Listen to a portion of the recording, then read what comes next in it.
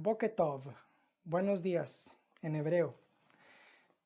El tema de hoy es el pacto eterno de Dios con Israel. Un tema que quizá muchos no tenemos en nuestro radar, pero que sin embargo tiene grandes implicaciones sobre nuestra visión de la Biblia y del carácter de Dios. Si quieres saber cuál es el carácter de Dios, estudia el Antiguo Testamento. Si quieres saber cuál es el carácter de Cristo y del Espíritu Santo, estudia el Nuevo Testamento. Pero los dos son parte de nuestra Biblia y por eso es importante estudiar las implicaciones de el pueblo escogido de Dios en el nuevo pacto. Pero antes de estudiar el tema del nuevo pacto y su relación con el pueblo de Israel, es importante establecer el antiguo pacto, porque no puede haber algo nuevo sin que haya primero algo viejo. Y por eso vamos a empezar hoy hablando de un Dios de pactos. Por lo tanto, mi tema, que es un entendimiento bíblico acerca de Israel, es un tema que tiene implicaciones desde el Antiguo hasta el Nuevo Testamento. Y cuando frecuentemente me encuentro en círculos en los que se critica el sionismo cristiano, uno de los primeros argumentos que escucho es que nosotros estamos debatiendo desde el Antiguo Testamento. Y pienso que esa es una estrategia de defensa. Cuando vamos a hablar con la mayoría de cristianos en este país que presentan la teología del reemplazo, de la cual vamos a hablar en la tercera, perdón, eh, hay que, hay que enfrentarlos en su terreno y ese es el Nuevo Testamento, la relación de Israel en el Nuevo Testamento. Entonces, la mayoría de cristianos creen que Dios terminó con el pueblo de Israel hace 2000 años, que la iglesia es el nuevo Israel, el Israel de Dios, y que mientras que Dios no ha cambiado sus planes, sus propósitos, ha cambiado su estrategia y el pueblo a través del cual va a lograr esa estrategia. Por lo tanto, los judíos han abandonado su derecho y al hacerlo y sus responsabilidades, y al hacerlo han cancelado las promesas de Dios para sus hijos y para sus nietos y sus descendientes. Y ahora son como cualquier otra nación gentil en el mundo. Y su única esperanza es convertirse a Cristo y unirse a la iglesia. Y esa es la posición de la mayoría de las iglesias en este país. Y yo creo que está contristando al Espíritu Santo y corremos el riesgo de maldecir a Israel y por lo tanto incurrir en las maldiciones que están en este libro para aquellos que maldicen a Israel. Yo soy un cristiano sionista y en esta serie de charlas vamos a clarificar el estatus de Israel en el nuevo pacto y el lugar de la nación judía en los planes finales de Dios para nuestros días y cuál es su estatus desde el sacrificio de Cristo. Pero antes de que hablemos de esa segunda materia con respecto al nuevo pacto de Israel, hay que establecer el antiguo pacto, porque no puede haber algo nuevo sin que antes haya algo viejo. ¿Alguna vez se han preguntado por qué algunas iglesias bautizan bebés y otras no? ¿O por qué algunas iglesias cuando entras parece que estás entrando a un museo de la Edad Media con velas y altares y incienso y demás? Mientras que en otras iglesias tú entras y parece que estás entrando a una sala de juntas o a una conferencia de negocios y no hay nada más que quizá una cruz o quizá ni eso. ¿O por qué algunas iglesias utilizan vestiduras romanas y sacerdotes y otras tienen una conversación muy de negocios, por así decirlo? ¿Por qué algunas iglesias se aprueba el divorcio y las segundas nupcias, mientras que en otras iglesias no? ¿Por qué algunas iglesias apoyan a Israel mientras que otras apoyan a los palestinos? ¿Por qué existe una diferencia tan grande entre muchas iglesias que tienen la misma Biblia y sin embargo llegan a conclusiones tan diferentes? La respuesta se encuentra en una sola palabra: pactos. La diferencia en interpretar la escritura se encuentra en cómo interpretas el término pacto. Porque ese término abre la escritura para ti. y hace toda la diferencia. ¿Cuántos pactos hay en la Escritura y cómo y cuántos aplican a nosotros los cristianos? ¿Y cómo respondes a esa pregunta? Es la base de todas esas diferencias de actitud y de liturgia que encuentras en las diferentes iglesias cristianas en el mundo. Pero antes de comenzar, déjenme explicarles la diferencia entre un contrato y un pacto. Un contrato es un acuerdo bilateral en el cual cada parte negocia desde una posición de poder. Por ejemplo, cuando quieres construir una casa, vas con un contratista y le dices, mira, quiero que me construyas una casa y estos son mis requisitos. Y el contratista ve tus requisitos y dice, bueno, puedo hacer el plano y demás. Y tú tienes una postura de poder porque tienes el dinero. Y el contratista tiene su postura de poder porque él tiene los materiales y la habilidad y la maquinaria y demás. Entonces los dos llegan a un acuerdo en el cual se firma después de llegar al acuerdo un contrato y si tú cumples con tu parte del contrato y la contraparte cumple con su parte del contrato, el acuerdo llega a un feliz término. Pero si una de las partes no cumple con su parte del acuerdo, la otra está completamente libre de poder deshacer el contrato y comenzar un nuevo contrato en otro lugar. La mayoría de nuestras relaciones comerciales el día de hoy son contratos, pero un contrato es muy distinto a un pacto. Un pacto es un acuerdo unilateral en el cual uno de los partidos, de las partes, está en una posición de poder y la otra no. Y la única cuestión que puede responder la parte que no está en una posición de poder es sí o no. Hay muchas situaciones en nuestras vidas que se pudieran considerar contratos, pero hay muy pocas que se considerarían pactos. Y me gustaría mencionar que la única relación que podemos tener con Dios es necesariamente la de un pacto. No podemos tener un contrato con Dios, porque no existe nada que le puedas dar tú a Dios que Él no tenga ya. Y me encanta en el Salmo 50 cómo dice, si tuviera hambre no te lo diría. Está en el Salmo 50:12. Si yo tuviese hambre no te lo diría a ti, porque mío es el mundo y su plenitud. No puedes tener contratos con Dios. Pero Jacobo trató y le dijo al Señor, si tú me devuelves a la casa de mi padre con salud y seguridad, entonces, y estableció sus condiciones. Te voy a dar el diezmo de todo lo que poseo y demás. Dios tuvo que quebrar a Jacob. Y no fue sino hasta después de que quedó cojo por el resto de su vida que entendió que no puedes tener un contrato con Dios, solo un pacto. Nuestro Dios es un Dios que hace pactos y es un Dios que mantiene sus pactos. Y gloria a Dios por eso. Hay otra situación común en nuestros días que muchos cristianos piensan que podemos llegar a tener un contrato con Dios. Hay muchos Jacobos afuera. Un ejemplo clásico es en las ofrendas. Yo asistía a una iglesia en la que cada domingo había una conversación acerca de cómo tú inviertes en el reino de Dios y Dios te recompensa, en términos casi transaccionales. Y es algo muy común en muchas iglesias. Tú das tu diezmo y Dios te bendice. Pero no puedes tener un contrato con Dios, solamente un pacto. Tú eres un mayordomo de los bienes de Dios y todo lo que tienes es propiedad de Dios. Y si Él te quiere bendecir, es su soberana gracia y no tiene nada que ver con, con lo que tú le puedas dar a Dios, porque no lo puedes tener a tu deuda de ninguna manera. No existe nada que puedas hacer para que eso ocurra. Pero ¿cuáles son los ejemplos en nuestros días acerca de pactos? Es difícil pensar en algún pacto en nuestros días, pero pensemos en dos, que son los ejemplos que puedo encontrar. Uno es el matrimonio.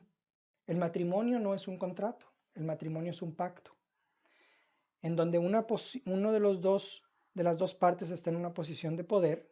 Generalmente el hombre es el que propone, excepto el 14 de febrero, pero es el hombre generalmente el que propone el matrimonio a una mujer y la mujer puede decir sí o puede decir no. Y si dice que sí, entonces acepta lo que el hombre le puede dar por el resto de sus días y la Biblia no hace ningún tipo de excusa al nombrar a la mujer el sexo débil, una, un recipiente débil. Y ese es el tipo de relación en el Antiguo y el Nuevo Testamento que ocurría en el matrimonio, en donde el padre la daba a su hija en matrimonio, daba su mano en matrimonio. Y la mujer toma el apellido del esposo, al menos así es en los Estados Unidos. Y ya no es Miss con su nombre de soltera, sino su nombre de casada. Sin embargo, el 75% o más de los matrimonios en este país no son no son pactos, son contratos. Y dicen, yo te voy a amar mientras que tú me ames a mí. Y si tú no me amas a mí, yo tampoco te voy a amar a ti y nos podemos desentender el uno del otro y comenzar un nuevo contrato.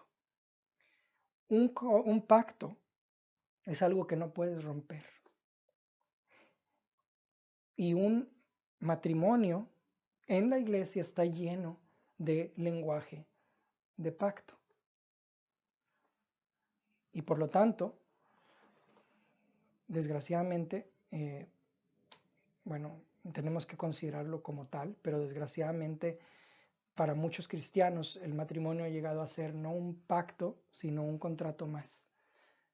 Un pacto es para bien o para mal, en salud y en la enfermedad, en pobreza y en riqueza, hasta que la muerte los separe.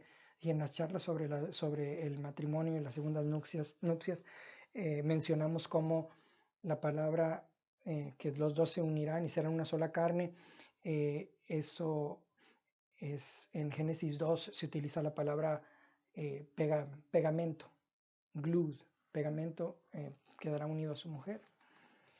El segundo ejemplo es un testamento, y quizá esto es más aplicable a lo que vemos en la vida cotidiana. Tu última voluntad y testamento es un pacto. Es un pacto porque tú le puedes decir a la persona que va a recibir tus bienes de forma escrita una vez que te vayas de este mundo, que le ofreces estas cosas y la única cosa que puede decir esa persona es sí o no. Y no puede cambiar los estatutos provisorios que están en tu testamento.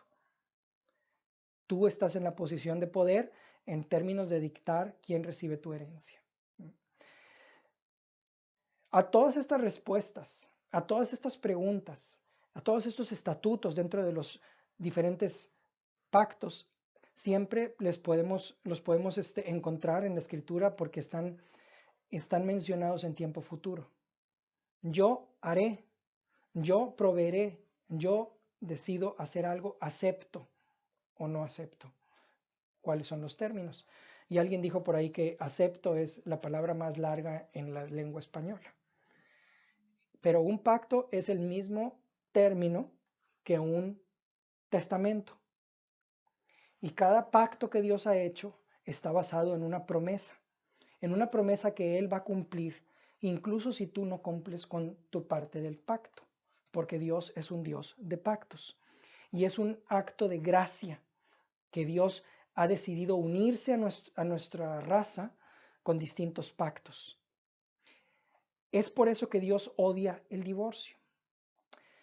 Lean Malaquías. En Malaquías la razón que Dios da por la cual dice que odia el divorcio es porque rompe el pacto con la mujer de tu juventud. Es una forma de violencia que Dios detesta, porque el amor de Dios es Gesed, es el término hebreo, que significa o se traduce en nuestras Biblias como lealtad. Leí en alguna ocasión la historia de un hombre en el norte del país cuya esposa, muy poco tiempo después de casarse, agarró malos caminos y empezó a salir con otros hombres y en su estilo de vida lo abandonó y a este hombre le decían sus amigos cristianos, ¿por qué no te olvidas de ella? no vale un 5. Ve y consíguete una esposa cristiana que te valore. Y el hombre le dijo a sus amigos con furia, nunca, nunca me hablen así de mi esposa. Ella es mi esposa y lo va a hacer hasta el último día que viva.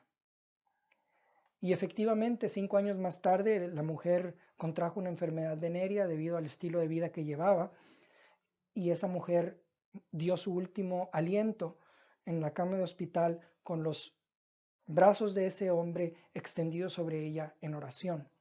Y eso, mis hermanos, es amor de pacto. Dios hace pactos y los cumple, y Dios los sella. Y cuando hay pactos que son serios para Dios, los sella con dos cosas: su sangre y sus juramentos. El pacto es más grande que tú. Un pacto, por lo tanto, para que Dios lo cumpla, tiene que jurar por algo más grande que Él.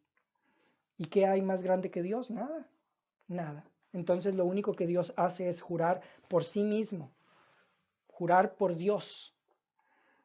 Y un pacto, al igual que un testamento, es algo que no entra en vigor hasta que mueres, en el concepto de un testamento.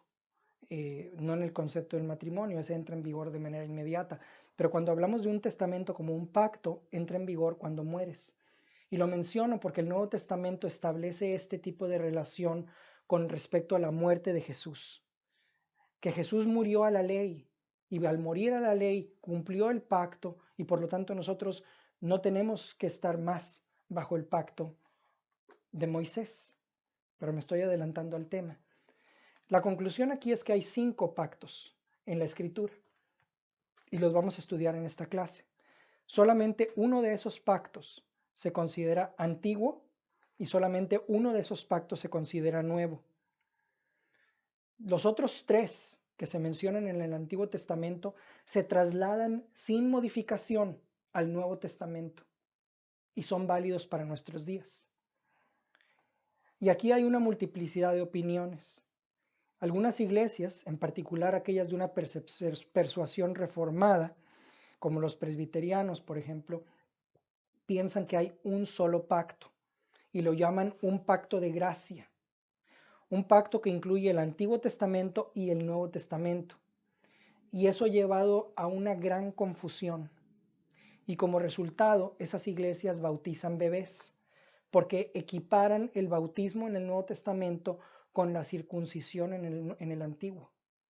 Y eso no existe desde un punto de vista teológico, y lo vimos en la clase del bautismo, cómo fue que Pablo luchó a capa y espada por defendernos de la ley de Moisés. Y en toda la disputa en Hechos acerca de 15, en el Concilio de Jerusalén, no se mencionó ni una sola ocasión que los judíos, los nuevos creyentes gentiles, no debían ser circuncidados porque ahora tenían el bautismo a su disposición. Y si ese hubiera sido el caso, alguien lo hubiera mencionado. Pero bueno, no me quiero desviar en ese tema. Pero por otro lado, hay quienes piensan que en la Biblia hay 2 pactos. Habíamos dicho como pacto y testamento son sinónimos.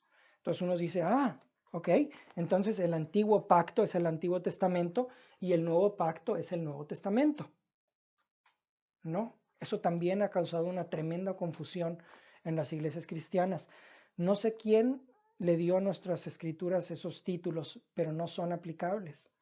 Porque Jesús mismo dijo, buscad las escrituras y en ellas me encontrarán. Y cuando Jesús dijo eso se refería al Antiguo Testamento. El Antiguo Testamento es un tomo cristiano, al igual que el Nuevo Testamento. Algunos incluso llegan a pensar que hay 7 pactos, a los cuales los conocen como dispensaciones, y de eso vamos a hablar en la sesión 4. Pero hay entonces 5. ¿Cuáles son? Los vamos a ver. Uno es viejo, uno es nuevo y los otros 3 pasan a nuestros días. Los 5 son el pacto con Noé, el pacto con Abraham, el pacto con Moisés, el pacto con David y el pacto mesiánico hecho por y para Jesús. Esos son los 5 pactos en nuestra Biblia. Y el primer pacto fue el pacto con Noé, que tuvo lugar en el monte de Ararat y fue hecho con 8 personas, con Noé, su esposa y sus hijos y sus esposas. Y el propósito de ese pacto fue la supervivencia de la raza humana. Fue un pacto de un carácter internacional y la promesa de Dios fue que nunca más iba a exterminar a la raza humana por medio de agua. Y cada vez que viene el, la lluvia y después sale el sol, se forma entre lluvia y sol un arco iris. Y el arco iris está en el cielo no para recordarnos a nosotros de ese pacto, sino para recordar a Dios de ese pacto. Es como ese anillo que yo llevo en mi mano que me recuerda mi matrimonio. También ese pacto está en el cielo, ese anillo está en el cielo que le recuerda a Dios su pacto. ¿Por qué Dios exterminó a la raza humana? La Biblia dice que en el capítulo 6 de Génesis que Dios se lamentó de haber creado al ser humano y lo lamentó porque habían llegado a degenerarse a tal grado que sus pensamientos eran continuamente hacia el mal, porque había violencia y había sexo promiscuo en la raza humana. Y otra razón que se menciona en el libro de Enoc, que es un libro apócrifo, fue que los hijos de Dios que se mencionan en Génesis se refiere a los ángeles caídos, que algunos de ellos vieron que las hijas de los hombres eran hermosas y descendieron a la tierra y cometieron actos sexuales con algunas de ellas y crearon una raza de gigantes que la Biblia describe como los Nefilim, que, que afortunadamente ya murieron, pero eran seres altísimos que tenían 6 dedos y demás. Y y Dios agarró a esos ángeles alrededor de 200 y los encerró en, en cavernas profundas de inmediato, en el que permanecen hasta el día de hoy.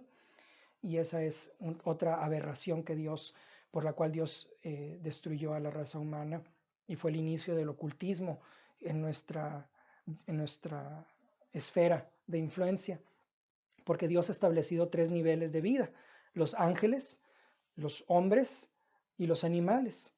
Y es abominación para Dios cuando los hombres tienen relaciones sexuales con los animales o cuando los ángeles tienen relaciones sexuales con los hombres. Es algo que no se puede mezclar. Entonces, ¿cuáles son los castigos si ese pacto no se cumple? No hay en realidad un castigo si el pacto de Noé no se cumple. Es un pacto que Dios está dispuesto a cumplir hasta el último día de nuestro planeta, pero no es que no vaya a ser juzgado, sino que sino que se ha postergado el juicio. No vamos a ser juzgados en esta vida, sino en la siguiente. Y solamente después de la muerte es que vamos a recibir el pago por lo que hicimos o dejamos de hacer en nuestra vida. Y el propósito de ese pacto es muy sencillo, es que Dios prometió darnos preservación como raza, preservar las temporadas, de permitir las lluvias, aunque cada vez son más erráticas, y esas temporadas nos van a dar alimento para que la raza humana continúe existiendo. ¿Sabían ustedes que la ONU ha dicho que hay suficiente grano en el mundo para alimentar a toda la raza humana? Y la única razón por que los seres humanos, una tercera parte están en hambruna total, otra tercera parte están desnutridos y la otra tercera parte sufren de muchos de ellos de obesidad. ¿Saben por qué es esa distribución? Es por nosotros, por nuestra avaricia, porque no compartimos el alimento. Pero si fuera por Dios, Él está cumpliendo su parte del pacto. Hay suficiente alimento para que toda la raza humana tenga una comida, 3 comidas al día, sin ningún problema. Y eso Dios lo ha hecho porque Él está buscando tener una piscina, una pool of people, de los cuales pueda escoger gente que pueda salvar para entrar en su familia. Y si tú me preguntas por qué Dios creó a la raza humana, la respuesta es muy sencilla, porque Dios ya tenía un hijo y lo quería tanto que decidió tener una familia más grande. Y esa es la razón por la que tú y yo fuimos creados. Y la razón por la que la Biblia fue escrita no fue para que tuviéramos respuestas a nuestros problemas. Muchas veces en las Biblias que encuentro en los hoteles de los Gedeones internacionales hay toda una lista de índices diciéndome qué es lo que debo hacer si me siento triste, si estoy deprimido, si tengo problemas matrimoniales, etcétera. Y hay un pasaje para cada situación. La Biblia no es un compendio de cómo resolver mis problemas. La Biblia es un compendio de cómo Dios resolvió su problema. Si hay alguna ayuda para mí es tangencial. Y el problema de Dios es hijos rebeldes, que incidentalmente es un pecado castigable con la pena de muerte en la ley de Moisés. Y ese es el pacto de Noé. El segundo pacto es el que Dios hizo con la raza humana, fue el pacto con Abraham. Y este es el pacto más significativo del Antiguo Testamento. Fue establecido en Génesis 12 y fue hecho entre Abraham y Dios, pero luego fue confirmado con Isaac en Jacob. Y por lo tanto, Abraham, Isaac y Jacob son llamados patriarcas. Y más aún en el libro de Génesis y en los Salmos también son llamados profetas. Y ser un profeta, la experiencia fundamental de un profeta es un compañerismo con los sentimientos de Dios. Tienes que escuchar de Dios para poder hablar por Dios y entonces eres un profeta. La promesa fue que Abraham y su semilla iban a ser benditos para bendecir a las naciones. Y como Pablo dice a los Gálatas, la aplicación de esa semilla es doble. Por un lado es un pacto hecho entre Dios y Abraham, Isaac y Jacob, de darles a sus descendientes, a su semilla en general, tierra y la promesa de ser bendición para todas las naciones. Y por otro lado, es una promesa hecha con la semilla singular de Abraham, que es Jesús. Y en hacer eso, Pablo está diciendo que en Jesús, su semilla, la semilla de Abraham, nosotros somos también hijos de Abraham. Y ese pacto de Dios con Abraham tenía dos aspectos. Un aspecto nacional, semilla física, descendencia física y tierra física, la tierra prometida, la tierra santa. La expansión de esa semilla era, como Dios le dijo a Abraham, tan numerosa como los granos de arena en la playa, tan numerosa como el número de estrellas que puedes ver en el cielo, que en los días de Abraham debieron haber sido como 6,000, pero los granos de la tierra de la playa eran, bueno, infinitos, ¿no? Pero también hay una dimensión internacional, que en Abraham iban a ser benditas todas las familias de la tierra. Y también que cualquier familia que bendiga a Abraham va a ser bendecida y cualquier familia que maldiga a Abraham y a sus descendientes va a ser maldecida. Porque los judíos son el pueblo escogido de Dios. Son el vehículo que Dios escogió para bendecirnos a nosotros. Como si yo le diera a mis hijos una barra de chocolate y le dijera a mi hija, aquí está la barra, compártela con tu hermano. Y entonces va a haber problemas, porque uno va a tener más que el otro, y por qué le diste a ella y no a mí, y si quiero que haya paz, mejor le doy una barra a cada uno, porque es una ofensa para el ser humano que Dios haya decidido comprometerse con una sola nación, la nación judía, y no con nadie más. Y eso es a lo que los filósofos llaman el escándalo de la particularidad. ¿Por qué Dios no decidió hacer un pacto con los mexicanos? ¿Por qué con los judíos? ¿Por qué no con los americanos? ¿Por qué no podía haber habido un Mesías chino? En Deuteronomio 7 dice, yo te amé porque te amé. No por nada que había en ti, Israel, sino por mí. Decidí amarte. Eres la niña de mis ojos. ¿Y qué es la niña de mis ojos? No es una niña, ay, ahí está la niña y es de mis ojos porque la quiero mucho, no. La niña es la, la niña de mis ojos, es la manzana de mis ojos. La traducción debería ser, eres la manzana de mis ojos. ¿Por qué la manzana de mis ojos? Si tú miras la pupila de tu ojo, te vas a dar cuenta que se parece mucho a una manzana cuando la volteas y la miras desde arriba. ¿Mm? Por eso Dios dice que Israel es la niña de sus ojos, es como la manzana de su ojo, la pupila, que es la parte más sensible de Dios. Toca a Israel y estás tocando la parte más sensible del Dios vivo, del Santo de Israel. En hacer este pacto con Abraham, queda establecido que Dios dejó de ser igualmente favorable a todas las naciones para convertirse en un Dios particularmente favorable a la nación judía, con el objetivo de demostrarle a las demás naciones cuán bendecido puedes ser si vives a la manera de Dios y cuán maldecido puedes ser si no obedeces la forma en la que Dios te ha llamado a vivir. Y en eso consiste la historia de Israel, que van a ser tan benditos como nadie más si obedecen a las leyes de Dios, y van a vivir las peores atrocidades si no lo hacen.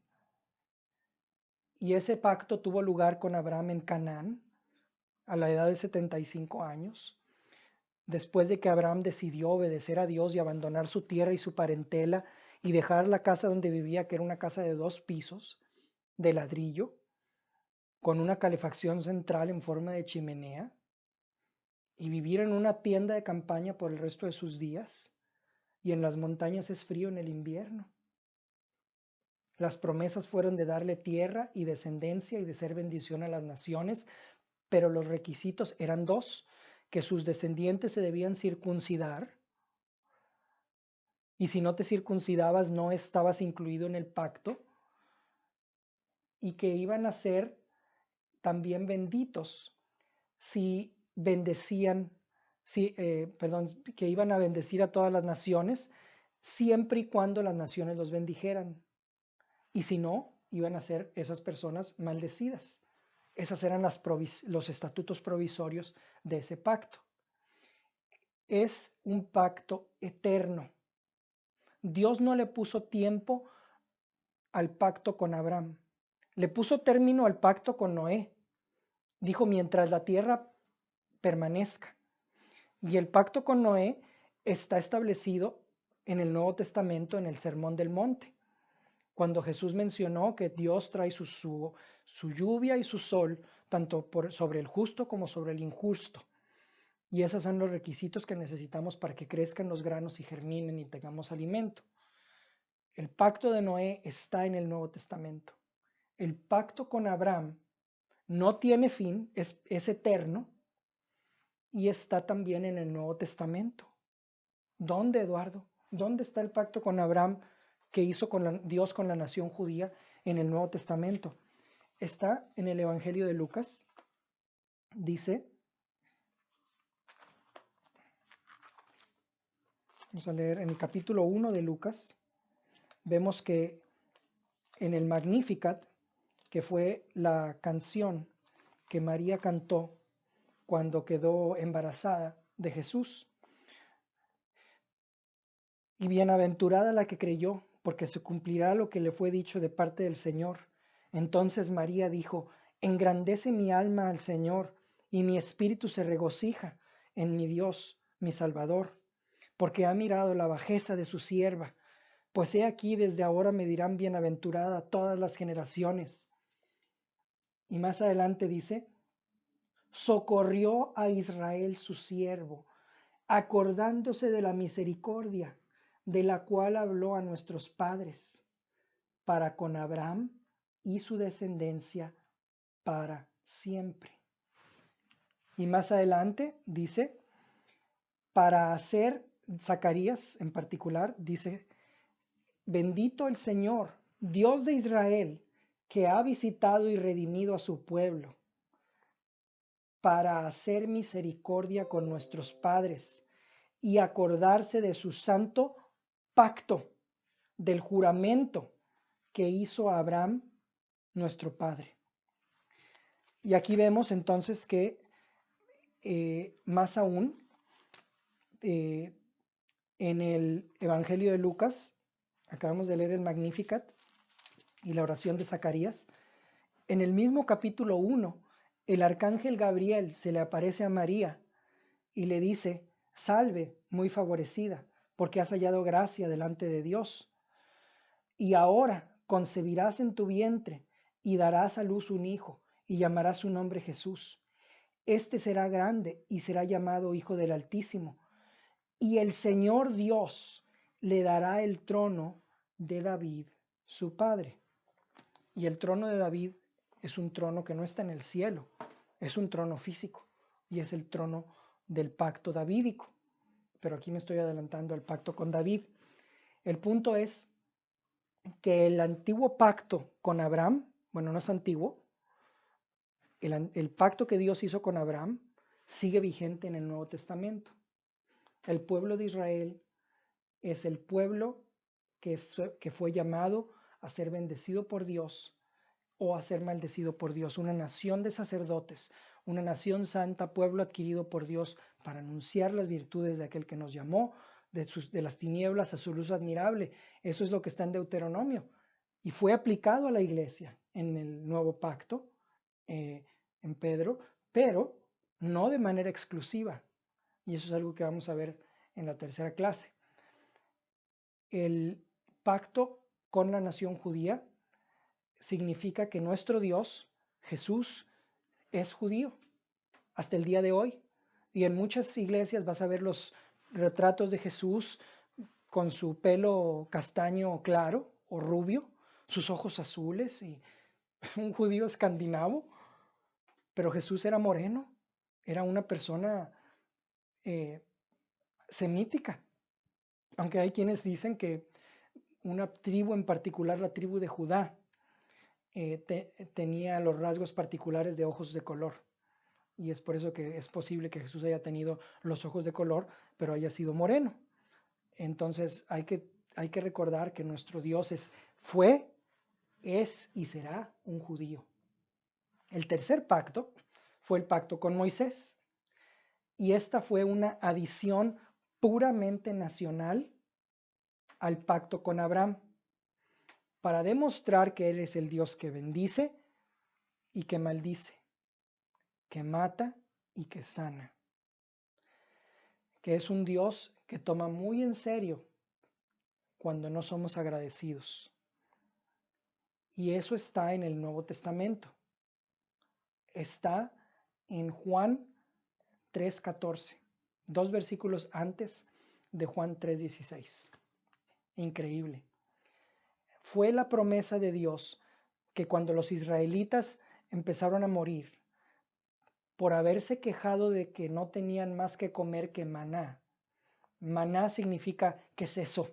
Maná, ¿qué es eso?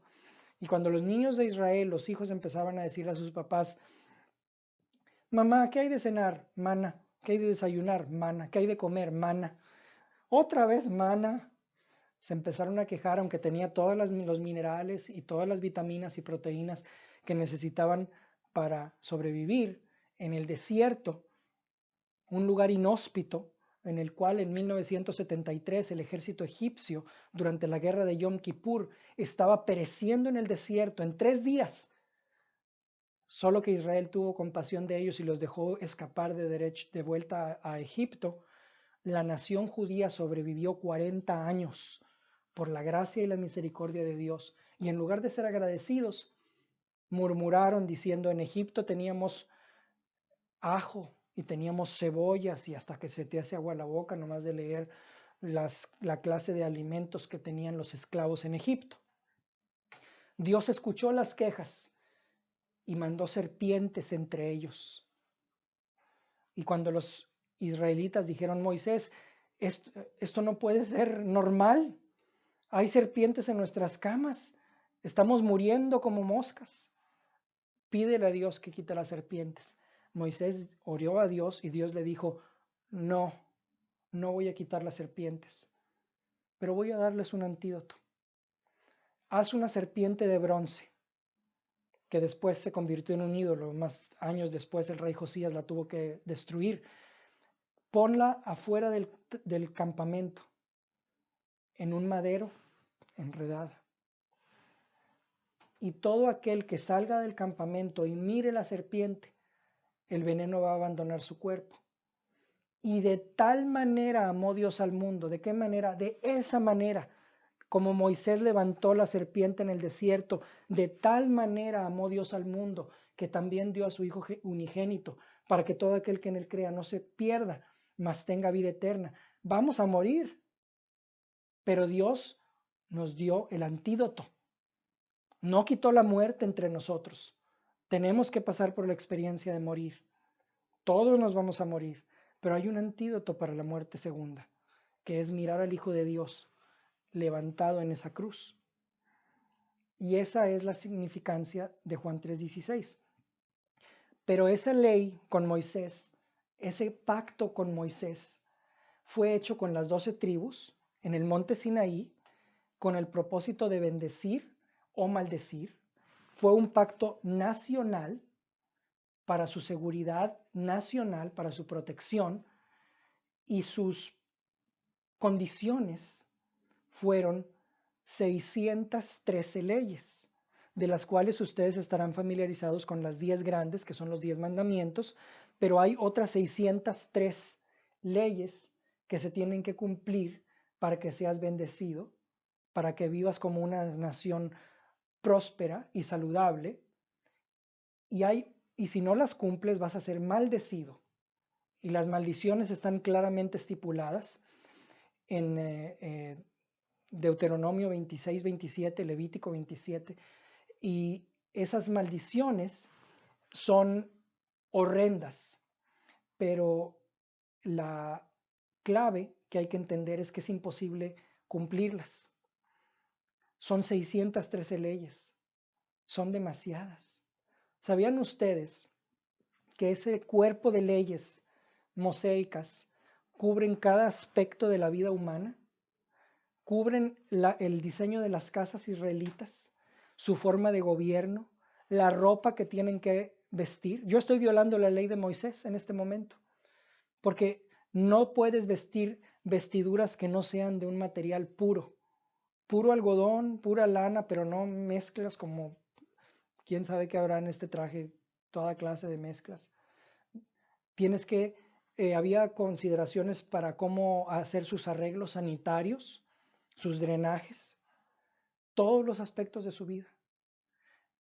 Y los escribas desde los tiempos de Jesús hasta nuestros días se han dedicado a la minucia de la ley hasta el punto tal que si hoy vas a Israel, entre los judíos más ortodoxos vas a encontrar que en el sábado no puedes, por ejemplo, llevar una walking stick para si vas, por ejemplo, a caminar afuera.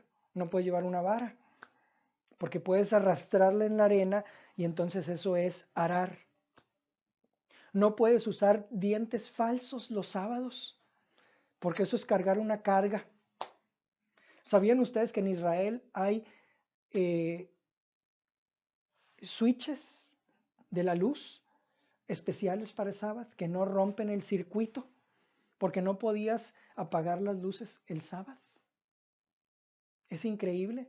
Son tantas las leyes que tienen que es imposible cumplirlas.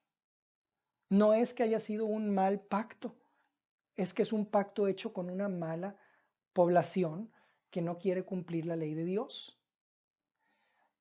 Y la forma en la que Dios bendecía a la nación de Israel o la maldecía era muy sencillo. En Israel existe un viento que viene del mar Mediterráneo que trae bendición, que trae lluvia. Pero hay un viento que viene del este, que viene del desierto de Arabia, que los árabes lo conocen como el Hamsin. Cuando Dios quería disciplinar a Israel, por ejemplo en los tiempos de Elías, traía el viento del este y todo el calor del desierto de Arabia secaba las plantas y se llevaba la lluvia y todo se secaba. Y cuando leemos en Malaquías, probadme ahora en esto, si traed los diezmos al alfolí y, y yo abriré las ventanas de los cielos, está hablando de lluvia. ¡Lluvia! No mezclando las cosas materiales con las espirituales, porque aquí en muchas iglesias nos quieren volver a poner bajo la ley de Moisés y decir, tienes que diezmar. Y eso obviamente es excelente para las finanzas de la iglesia, las estabiliza, pero eso está en el antiguo pacto, en la ley de Cristo hay que ser generosos, porque cuando habla en el Antiguo Testamento de bendición, está hablando de lluvia. Era como Dios bendecía o castigaba, disciplinaba a la nación de Israel. Y cuando la Biblia dice que Dios ama al dador alegre, no quiere decir que sonrías cuando viene la ofrenda. Quiere decir que quieres dar tu dinero porque lo quieres dar. Y Dios no lo quiere si tú no lo quieres dar. Hay muchas provisiones en la ley de Moisés, pero voy a mencionar una en particular, que es la más importante. Una de las regulaciones es que los israelitas le tenían que dar un año de descanso a la tierra por cada 6 de cultivo. El séptimo año, tenían que dejarla descansar. Pero no lo hicieron. No lo hicieron durante 500 años. Y si haces la cuenta, a la tierra le faltaban 70 años de descanso. Y Dios le dijo, y está en Jeremías, ok, si no les van a dar descanso a la tierra a ustedes, se lo voy a dar yo. Fuera. Y ese fue el motivo que dio el profeta Jeremías por el exilio en Babilonia. Y esa fue la forma en la que el profeta Daniel se dio cuenta que ya se estaba cumpliendo el tiempo de Dios para regresar. Y alrededor de 50,000 de ellos regresaron. La mayoría decidieron quedarse en Babilonia, en donde ya habían construido casas y ya se habían establecido. Entonces, realmente aquí estamos hablando de un pacto que era bueno, cuyas provisiones eran excelentes, que incluso es útil leerlo hasta nuestros días para saber cómo Dios piensa, pero que fracasó debido a que el pueblo con el cual fue establecido no quería cumplirlo. No existía una inclinación de su corazón para cumplirlo. Porque el pacto con Moisés fue escrito como preparación para el pacto mesiánico. Como dice Pablo, es por la línea recta de la ley que nos damos cuenta cuán desviados estamos. Y ese fue el objetivo final de Dios. Entonces, el pacto con Moisés ya vimos que está, con Abraham y con Noé está en la escritura. ¿En dónde está en la escritura el pacto con Moisés? Está en Hebreos. El pacto con Moisés es el único pacto al cual se le conoce como el antiguo pacto. El antiguo pacto es un pacto que ya no vale. De esos 5 pactos que estamos estudiando en esta clase, el tercero, el pacto con Moisés, ya caducó.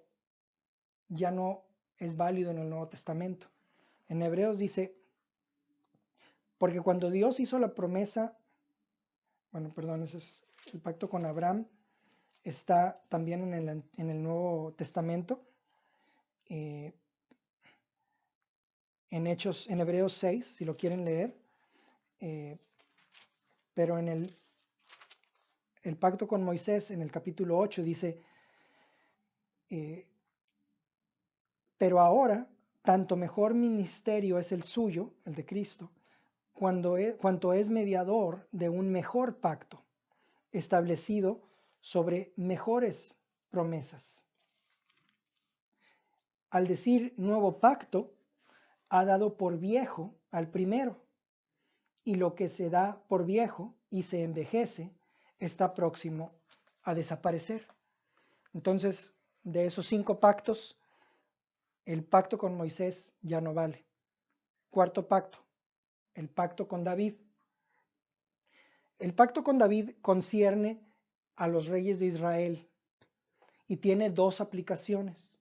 Fue un pacto obviamente hecho con David en Jerusalén, en el que le prometió un sucesor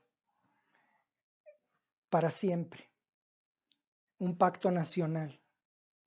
También tiene una dimensión internacional. Existe también la promesa de un rey de los gentiles, de las naciones, un hijo de David, un ungido, en hebreo Mesías, en griego Cristo, que va a ser ungido como rey para siempre.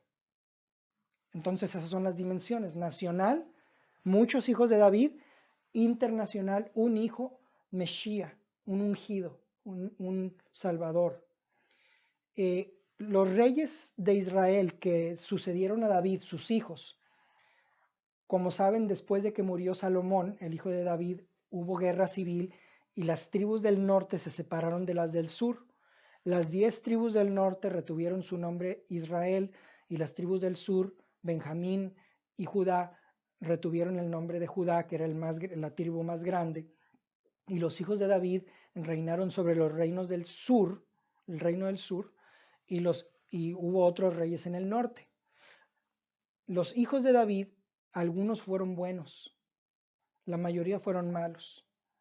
El reino del norte no tuvo ni un solo rey bueno, todos fueron malos.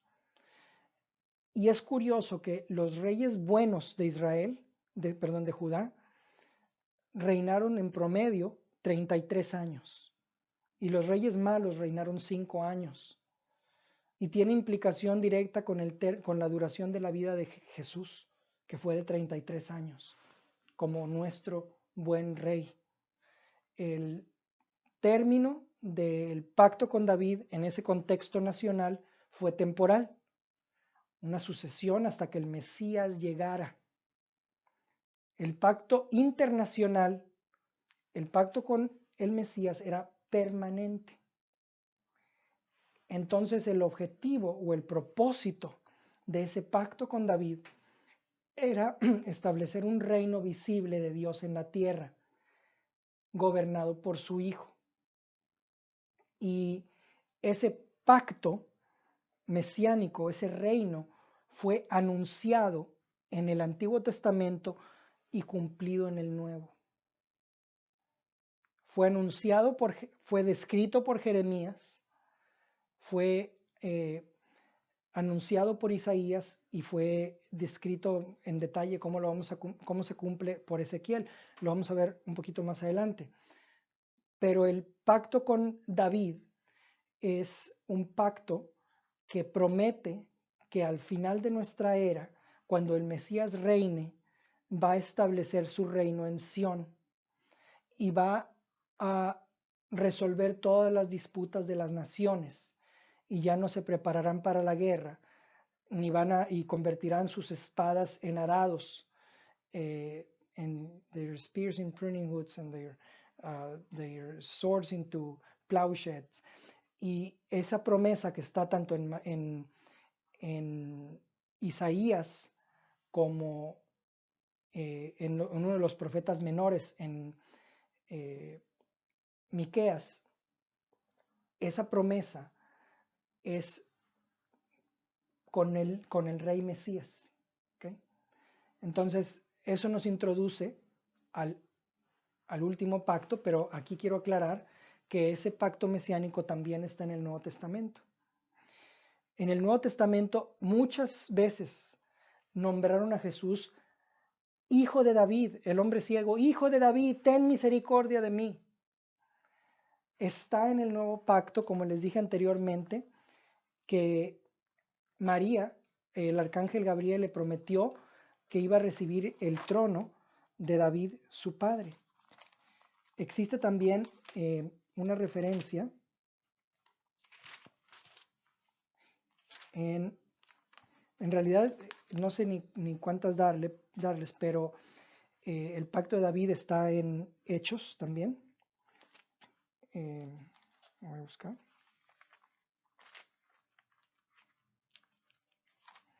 Dice en capítulo 13, y en cuanto a que le levantó de los muertos para nunca más volver a corrupción, lo dijo así: os daré las misericordias fieles de David.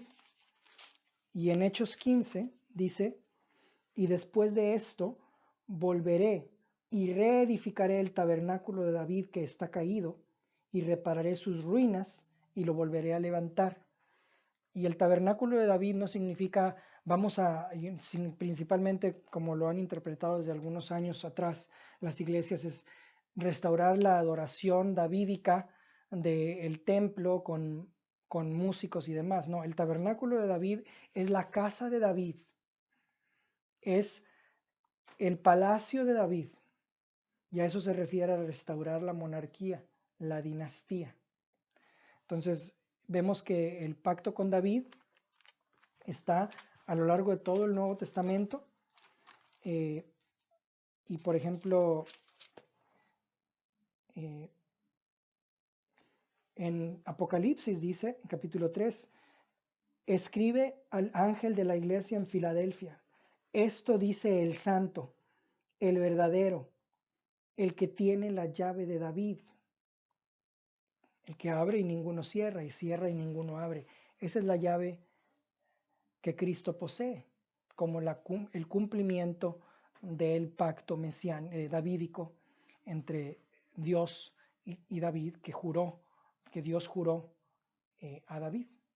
Entonces, el último pacto, que es el pacto mesiánico. El pacto mesiánico fue establecido obviamente por Jesucristo en el Nuevo Testamento y tiene el objetivo de cambiar el corazón.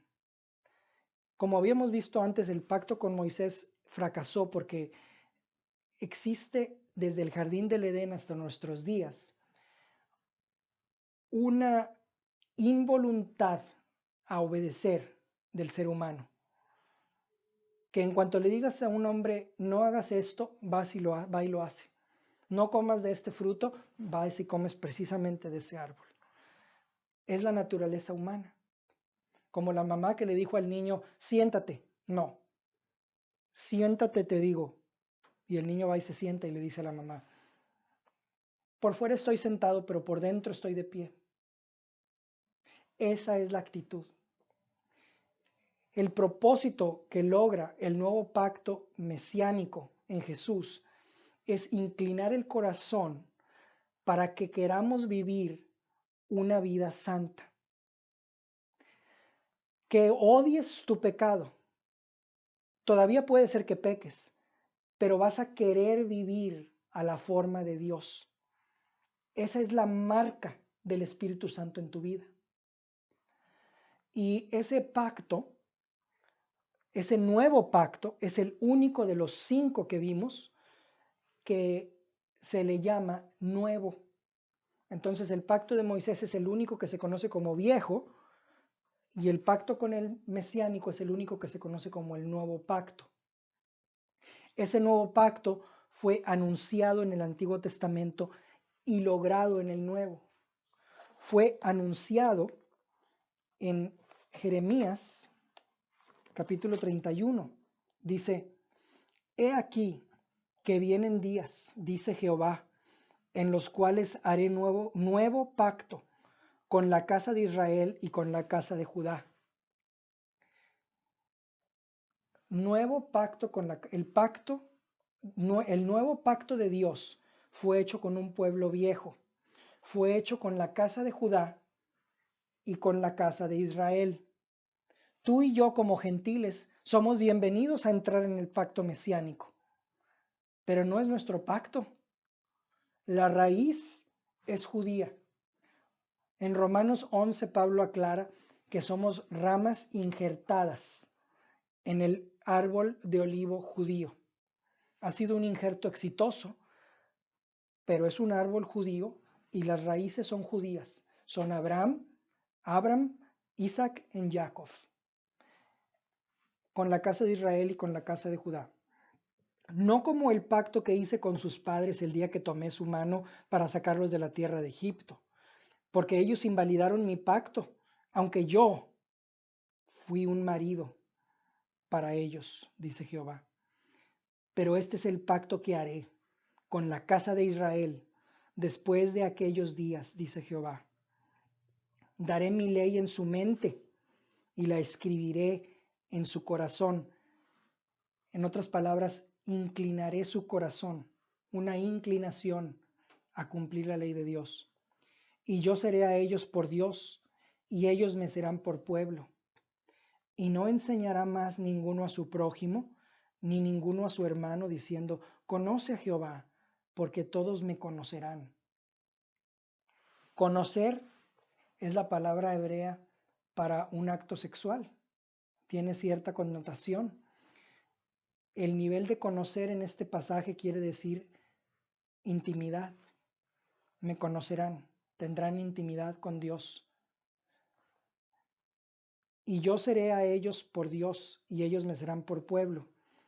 Y en esa parte del pasaje comienza a hablar de esa intimidad y termina diciendo que lo conocerán.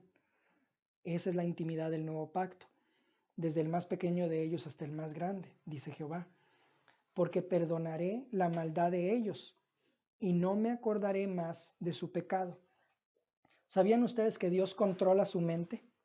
Cuando tú le pides perdón a Dios, Dios se olvida del pecado que le confesaste. Porque perdonaré la maldad de ellos y no me acordaré más de su pecado. Cuando tú le vuelves a decir a Dios, oye, Señor, perdóname, te lo he pedido muchas veces, Dios dice, ¿por qué me dices eso? No me acuerdo. Inocencia. El nuevo pacto es un pacto de inclinación, intimidad e inocencia. Dios también estableció este pacto como un pacto individual. En el nuevo pacto, Dios no tiene nietos, solo hijos. Tus padres pueden estar en el nuevo pacto, pero puede ser que tú no. O tus hijos puede ser que estén en el nuevo pacto y puede ser que tú no lo estés. Entonces, ese nuevo pacto no solamente fue anunciado por Jeremías, también habló de él Joel, Oseas y Malaquías, lo mencionan. Y ese nuevo pacto está mencionado en el Nuevo Testamento, en la carta a los Hebreos. Dice que en el tiempo antiguo Dios nos habló a través de los profetas en bits and pieces, de forma esporádica y en pedazos. Pero en Jesús ahora tenemos la visión completa, el cuadro completo. Es como si a los profetas del Antiguo Testamento que acabo de mencionar, aparte que voy a mencionar a Isaías y Ezequiel, Dios les dio las piezas del rompecabezas, pero no tenían el dibujo de la caja. ¿Y han visto cuán difícil es armar un rompecabezas si no tienes la caja, el dibujo? El rompecabezas, por cierto, es el pasatiempo número 1 en Israel.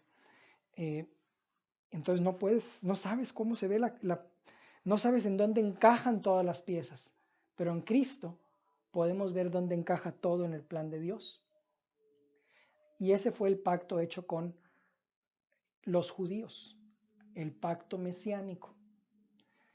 Y la provisión o la condición de ese pacto es fe. tener fe. ¿Y qué es tener fe? Tener fe no es simplemente decir una oración aquí en tu cabeza de 30 segundos que acepta ciertos hechos acerca de el Mesías. No. La palabra fe y la palabra fidelidad son la misma palabra tanto en hebreo como en griego, que son los idiomas de nuestra Biblia, al grado que hay dificultad en los traductores para saber cuándo usar fidelidad y cuándo usar fe, porque fe es una relación continua de obediencia y de confianza en Dios. Es una vida de fe, no es un acto instantáneo de fe que dices brincaste ya de estar fuera del pacto adentro del pacto. No, la condición es fe, es una salvación que se obtiene a través de caminar en fe, a través de abandonar Canaán y llegar a la tierra prometida, que es vivir en el Espíritu. La tierra prometida no es tener prosperidad y bendición. Eso es tangencial y no estoy en contra de eso. Qué bueno, yo lo quiero y lo busco. Pero el descanso de los hijos de Dios de entrar a la tierra prometida es el descanso de tratar de ser suficientemente buenos. Vivir en las obras de la carne es estar en el desierto. Dejar de hacer las obras de la carne para hacer las obras de Dios es estar en la tierra prometida. Pero no me quiero desviar. Entonces el pacto mesiánico fue anunciado por Jeremías y Isaías dijo quién lo iba a cumplir. Isaías habló de dos extremos de quién iba a cumplir ese pacto. Y son dos extremos tan marcados que hasta el día de hoy los rabinos han desarrollado una teología bicotomal. Por un lado dicen que hay un Mesías Ben David, que es el rey, que viene con poder y gloria. Y por otro lado hay un Mesías Ben Joseph, que es un Mesías sufriente, porque es la única forma en la que los rabinos pueden compaginar las profecías de Isaías, que nos dicen que el Mesías va a sufrir y que también va a reinar. Entonces, la respuesta obviamente no es que hay dos Mesías, sino que hay un Mesías, pero dos venidas. Pero es tan marcado el contraste que cuando Isaías habla del Hijo de Dios como un siervo sufriente, los rabinos tienen un problema serio de interpretar, por ejemplo, pasajes en Isaías 53. Pero la dimensión escatológica de Isaías, del futuro reino del Mesías, es algo que muchas iglesias han dejado de enfatizar, porque hay que mencionar aquí que nosotros vamos a reinar con Cristo en la tierra. Nuestra vida es una preparación para reinar en la tierra con Cristo. Nosotros vamos a gobernar el mundo. Tú y yo vamos a gobernar el mundo con Cristo. ¿Cuándo? En su segunda venida. Y las iglesias que no hablan acerca de la segunda venida del Señor tienen un desbalance que desgraciadamente es común encontrar, en el cual mencionamos solamente los beneficios de meter individuos en el reino, pero no mencionamos hacia dónde va el reino y cuáles son los resultados últimos de la segunda venida del Señor. Y no nos estamos preparando para reinar en el reinado milenal de Cristo. Y eso fue lo que Isaías anunció. ¿Quién lo iba a cumplir el nuevo pacto? Jeremías, ¿qué es el nuevo pacto? Isaías, ¿quién lo va a cumplir? Y Ezequiel, ¿cómo? ¿Cómo lo vamos a cumplir? Muy sencillo. Ezequiel estableció que el espíritu humano tiene que ser renovado, que tiene que haber un nuevo nacimiento. Y es un nuevo pacto que solamente puede existir cuando el Espíritu de Dios es recibido y vive dentro de ti. Y eso es a lo que se refiere Ezequiel. cuando habla de cómo se cumple el nuevo pacto.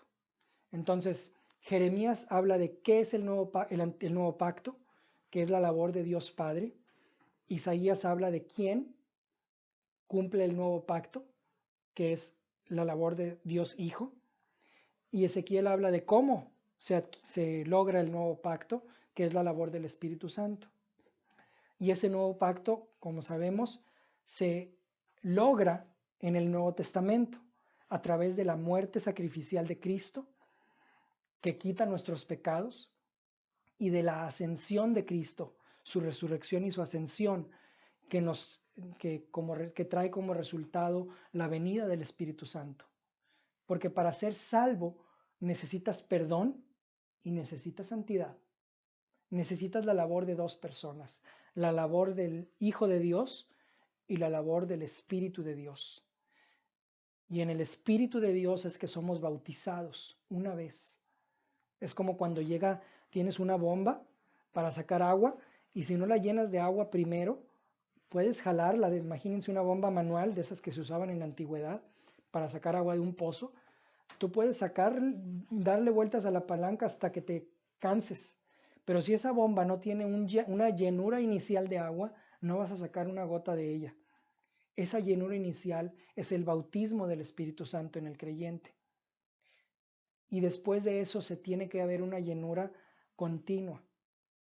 Y en el Nuevo Testamento se buscaron diáconos, varones llenos del Espíritu Santo, que sirvieron a las necesidades de la iglesia. La estructura del nuevo pacto. Ese nuevo pacto fue establecido con un grupo de personas, todos ellos judíos. Y aquí hay que recordar que el llamado de Cristo fue a la nación judía. No he sido llamado sino a las ovejas perdidas de la casa de Israel. El mandato de Dios Padre a Cristo fue traer salvación al pueblo judío. Cuando Jesús mandó a los apóstoles en dos, les dijo que no fueran a las villas de Samaria, sino a las ovejas perdidas de la casa de Israel. Ocasionalmente, sin embargo, Jesús se encontró fuera de los límites de Israel y en esas ocasiones tuvo misericordia. Y al final del Evangelio de Mateo, que es el Evangelio que fue escrito para una audiencia judía, Jesús menciona después de su resurrección que la misión es ahora internacional, de llevar el Evangelio hasta los confines de la tierra. Y en Hechos, Jesús menciona que la misión inmediata de la iglesia es llevar el Evangelio primeramente en Judea, en Samaria y hasta los confines de la tierra. Entonces, ese pacto de Dios que fue anunciado por Jeremías, que fue descrito de cómo iba a lograrse por Ezequiel, que fue descrito quién lo iba a lograr por Isaías, tiene un aspecto, vamos a decir, una penalidad seria. Es el pacto que tiene la penalidad más seria, porque es un pacto que si lo rechazas, vas al infierno. Y es un pacto permanente. Es un pacto que tiene como resultado la vida eterna o la muerte eterna, que tiene como resultado que vayas a vivir en un cielo nuevo y en una tierra nueva. He aquí hago todas las cosas nuevas, o que vayas a vivir para siempre con el diablo y sus ángeles. Y el propósito de ese pacto es tener una nación de gente justa.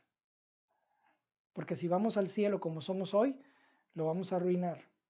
Dios está utilizando ese nuevo pacto, esa obra del Espíritu Santo, para salvar a algunos de nosotros y podernos llevar a un mundo en el cual no vamos a contaminarlo más de la forma en la que hicimos con este mundo.